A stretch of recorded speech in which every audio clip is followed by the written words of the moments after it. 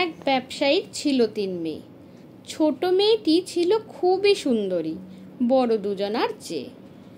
Beauty নামে ছোট মেয়েটি ছিল বাবার চোখের মণি।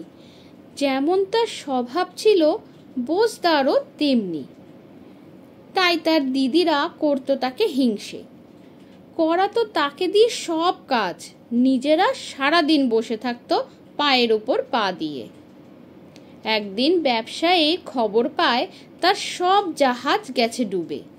শুনে যখন দিশাহারা, তখন তার ছোট মেয়ে আসে এগিয়ে, বাবাকে দেয় সান্ত্বনা, আসার কথাও বলে। মেয়ের কথা শুনে ব্যবসায়ীর চোখ ছলছল করে। সময়ের সাথে দিন কাটে, ব্যবসায়ী ধৈর্য ধরে বসে থাকে। হঠাৎই একদিন সত্যি সত্যি ভালো খবর আসে, একটি জাহাজ পাওয়া গেছে সমুদ্রের বুকে।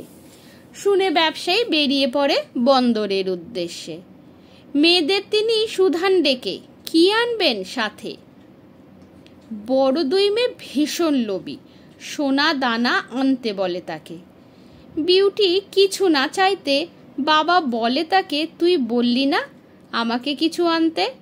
বিউটি বলে, বাবা তুমি ভালোভাবে ঘুরে এসো, তাই আমার পাওয়া হবে, এটি মনে রেখো।